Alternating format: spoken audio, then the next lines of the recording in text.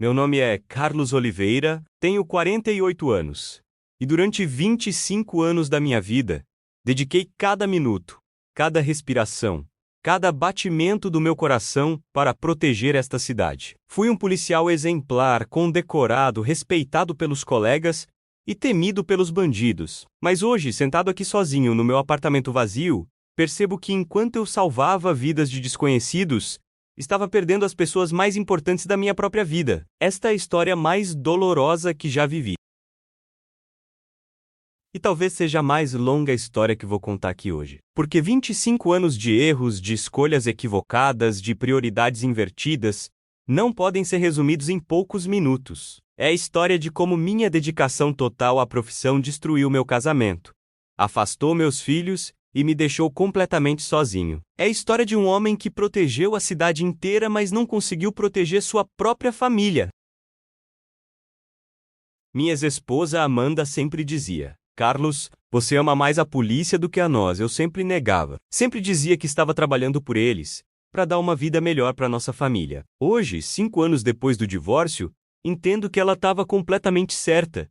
Eu escolhi a farda ao invés da família. E durante esses 25 anos, recebi 12 condecorações, 3 promoções por mérito, fui capa de revista 2 vezes como policial do ano. Minha casa tá cheia de troféus, medalhas, certificados, mas não tem fotografias da família, não tem memórias felizes, não tem o som da risada dos meus filhos. Hoje vou contar cada detalhe dessa jornada. Vou falar dos pequenos momentos que perdi, das grandes oportunidades desperdiçadas, dos sinais que ignorei, porque talvez, contando tudo isso, eu consiga ajudar alguém a não cometer os mesmos erros que eu cometi. Conheci a Amanda em março de 1995, numa festa de aniversário de um amigo em comum. Eu tinha acabado de me formar na academia de polícia, tinha 23 anos, estava cheio de sonhos e energia. Ela tinha 21, cursava pedagogia, sonhava em ser professora. Lembro que ela ficou impressionada quando soube que eu era policial. Que corajoso! Ela disse. Que profissão nobre naquele tempo. Ser policial ainda tinha um romantismo, uma aura de heroísmo que atraía as pessoas, principalmente as mulheres jovens. Namoramos por 2 anos, antes de casar. Foram os 2 anos mais felizes da minha vida. Amanda me apoiava em tudo, entendia meus horários irregulares, se orgulhava quando eu contava sobre alguma prisão importante ou operação bem-sucedida. Ela dizia para as amigas: meu namorado é um herói, ele protege a cidade.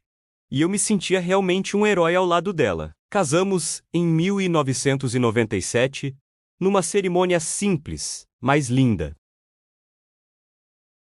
Lembro que durante os votos, prometi que sempre colocaria nossa família em primeiro lugar, que sempre estaria presente nos momentos importantes. Amanda chorou de emoção. Eu estava sendo sincero naquele momento. Realmente acreditava que conseguiria conciliar carreira e família perfeitamente. A lua de mel foi em Florianópolis. Foram os únicos 15 dias em que consegui desligar completamente do trabalho. Amanda estava radiante, e eu me sentia o homem mais sortudo do mundo. Durante aqueles dias, nenhuma vez pensei na polícia, nos casos pendentes, nas operações futuras. Voltamos para nossa primeira casa, menos um apartamento pequeno de 2 quartos, que compramos com a ajuda dos pais dela. Eu ganhava pouco como policial recém-formado, mas tínhamos muita esperança no futuro. Nos primeiros meses de casados, tudo parecia perfeito. Eu saía para trabalhar de manhã, Amanda para a faculdade. Nos encontrávamos no final do dia, jantávamos juntos, conversávamos sobre nossos sonhos, planejávamos o futuro. Amanda terminaria a pedagogia em 2 anos. Eu trabalharia duro para conseguir promoções. Teríamos filhos, uma casa maior, uma vida estável e feliz. Tudo parecia tão simples, tão alcançável. Em setembro de 1997, Amanda descobriu que estava grávida. Lembro que ela me contou num jantar romântico que ela mesma preparou. Acendeu velas, fez meu prato favorito, e depois do jantar, me entregou um embrulhinho pequeno. Dentro estava um sapatinho de bebê minúsculo e um bilhete: pro melhor papai do mundo que está chegando. Chorei como uma criança. Foi um dos momentos mais emocionantes da minha vida. Durante a gravidez, eu ainda conseguia estar presente. Acompanhei todas as consultas médicas, montei o berço, pintei o quarto do bebê. Amanda dizia que eu seria um pai maravilhoso. E eu realmente acreditava nisso. Isabela nasceu em maio de 1998. O parto durou 14 horas, e eu fiquei o tempo todo segurando a mão da Amanda. Quando vi minha filha pela primeira vez, chorando e rosinha, pensei: esta é minha razão de viver. Por ela, eu seria capaz de qualquer coisa. Os primeiros meses com Isabela foram mágicos. Eu acordava de madrugada para trocar fraldas, dava mamadeira, cantava para ela dormir. Amanda ficava impressionada com minha dedicação como pai. Você é ainda melhor pai do que eu imaginava, ela dizia. Mas conforme Isabela crescia, minha carreira também evoluía. Recebi minha primeira promoção quando ela tinha 8 meses. Com a promoção vieram mais responsabilidades, mais casos complexos, mais horas de trabalho.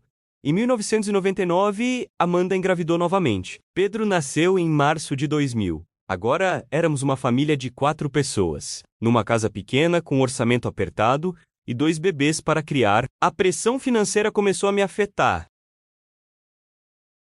Comecei a aceitar mais plantões extras, trabalhar em folgas, fazer bicos de segurança nos fins de semana. É temporário, eu dizia para Amanda, só até conseguirmos uma situação mais confortável. Com Pedro recém-nascido e Isabela com 2 anos, Amanda estava sobrecarregada. Ela havia trancado a faculdade para se dedicar às crianças. Dependia completamente de mim financeiramente e eu sentia o peso dessa responsabilidade. Comecei a chegar em casa cada vez mais tarde. Amanda reclamava: Carlos, as crianças mal te veem. A Isabela pergunta onde está o papai. Eu respondia: Amanda, eu estou fazendo isso por vocês. Quero dar uma vida melhor para nossa família. Foi nessa época que começou a se formar o padrão que destruiria nosso casamento. Eu justificando minha ausência com trabalho e Amanda tentando desesperadamente manter nossa família unida sozinha. Em 2002, quando Isabela tinha 4 anos e Pedro 2, comecei a notar que minha família estava se adaptando à minha ausência. Isso, ao invés de me preocupar, me aliviou. Elas estão aprendendo a ser independentes, eu pensava. Amanda desenvolveu uma rotina rígida com as crianças. Acordava cedo, preparava café da manhã, levava Isabela para a pré-escola, brincava com Pedro, fazia as tarefas domésticas, buscava Isabela, preparava almoço, colocava as crianças para dormir, e assim por diante. Tudo sem minha participação. Quando eu chegava em casa, geralmente as crianças já estavam dormindo. Amanda estava exausta, sem energia para conversar. Jantávamos em silêncio, ela me contava resumidamente como foi o dia. Íamos dormir. Nos fins de semana, quando eu não estava trabalhando, eu dormia até tarde para recuperar o cansaço da semana. Acordava por volta do meio-dia, almoçava, e muitas vezes acabava sendo chamado para alguma emergência no trabalho. O que me chamava a atenção nessa época era como as crianças reagiam à minha presença. Isabela, que antes corria para me abraçar quando eu chegava, agora mal levantava os olhos do brinquedo. Pedro, que era muito pequeno, praticamente não me conhecia. Um dia, Pedro machucou o joelho brincando no parque. Ele chorou muito e correu para o colo da mãe. Amanda tentou me chamar para consolá-lo também, mas Pedro se encolheu e não quis vir para mim. Ele não te conhece bem? Amanda disse. E aquilo me doeu profundamente. Mas em vez de mudar, eu me convenci de que era normal. Crianças pequenas são mais apegadas à mãe mesmo. Eu pensava, quando crescerem, vão entender o que eu estou fazendo por elas. Nessa época, recebi minha segunda promoção. Virei investigador de homicídios, um cargo que eu sempre quis. A responsabilidade era enorme, os casos eram complexos e o reconhecimento profissional era gratificante.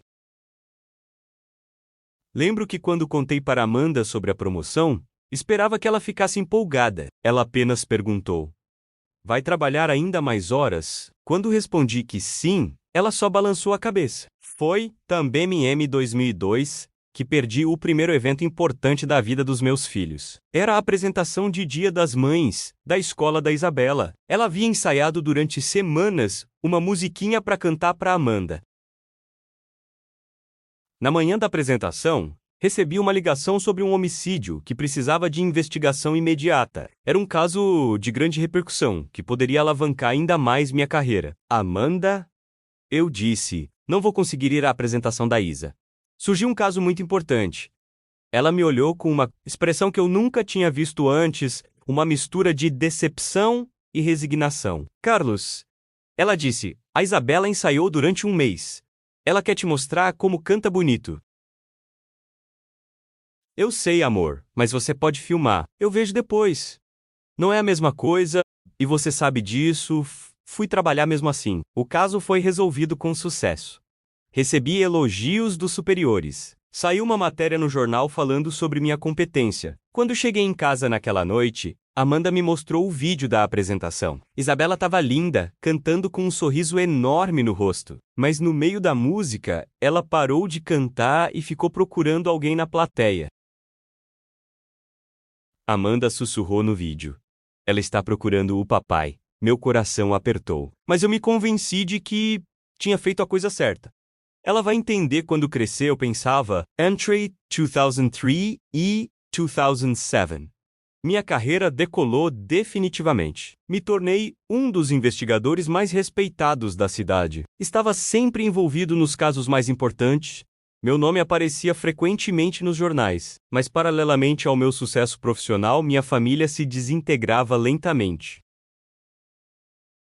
Era um processo gradual, quase imperceptível, como uma construção sendo demolida tijolo por tijolo. Isabela, aos 5 anos, começou a fazer perguntas difíceis. Mamãe, por que o papai nunca vai às reuniões da escola? Por que o papai não vem nos parques como os outros pais? Por que o papai não nos leva para passear? Amanda sempre me defendia na frente das crianças.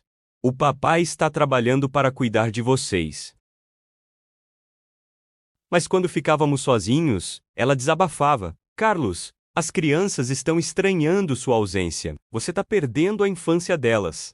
Pedro, aos 3 anos, era ainda mais distante de mim. Quando eu tentava brincar com ele nos raros momentos que estava em casa, ele ficava tímido, como se eu fosse um estranho. E, tecnicamente, eu era um estranho para ele. Um episódio que marcou muito foi no aniversário de 4 anos do Pedro, em 2004. Amanda organizou uma festa em casa, convidou os amiguinhos da escola, decorou tudo com o tema do desenho favorito dele. Na manhã da festa eu estava me arrumando para ajudar com os preparativos quando recebi uma ligação de emergência. Era um caso de sequestro. Uma criança da idade do Pedro havia sido levada. Amanda, eu disse, preciso sair. Tem uma criança sequestrada, da idade do Pedro. Ela me olhou com uma expressão de descrença total. Carlos, hoje é aniversário do seu filho. Ele tem 4 anos, ele quer o pai dele na festa. Eu entendo, amor, mas imagine se fosse o Pedro sequestrado. Você não ia querer que todos os policiais disponíveis estivessem procurando ele? Mas não é o Pedro, Carlos. É o filho de outra pessoa. E o seu filho tá aqui, precisando de você.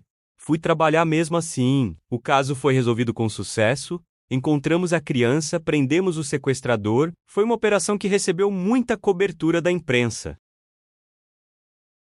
Quando voltei para casa no final do dia, a festa tinha acabado. Pedro estava brincando com os brinquedos novos, ainda usando o chapéu de aniversário. Quando me veio, ele correu para Amanda e se escondeu atrás dela. Pedro, eu disse, papai trouxe um presente especial para você.